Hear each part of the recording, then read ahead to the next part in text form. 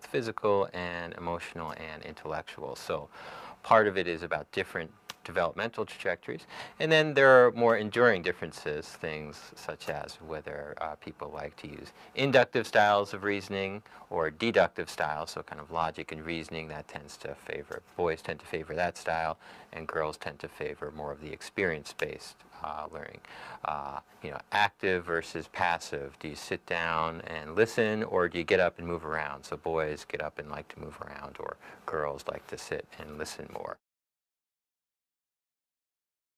What researchers are finding is that these are tendencies, so they're average differences across groups. So to use an example that's more biological is one of height. So we know that on average, males are taller than females.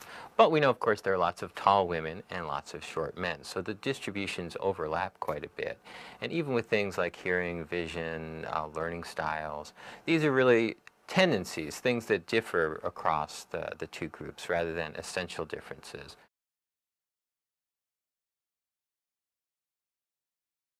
There's some students, some teachers, some families that are going to do really well in this kind of single-sex environment, and that's fine. We don't want to undermine their success, but to think that it's again a one-size-fits-all solution that's going to fit every particular group well, I think that's a bit beyond what the data would suggest is viable.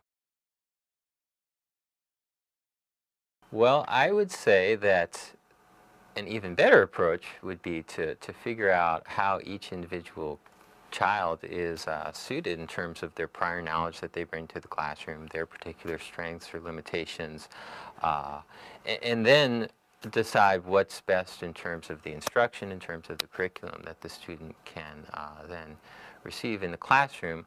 To me, figuring out what the individual child needs, regardless of gender, seems to make a lot more sense.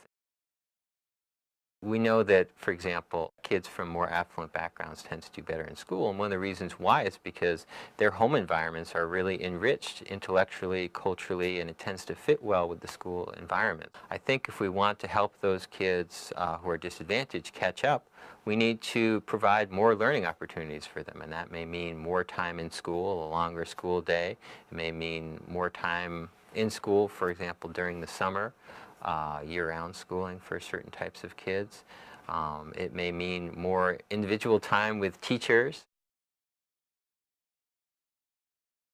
And generally what we found is that the results are generally neutral. There's no effect on achievement, or they're slightly positive, small gains.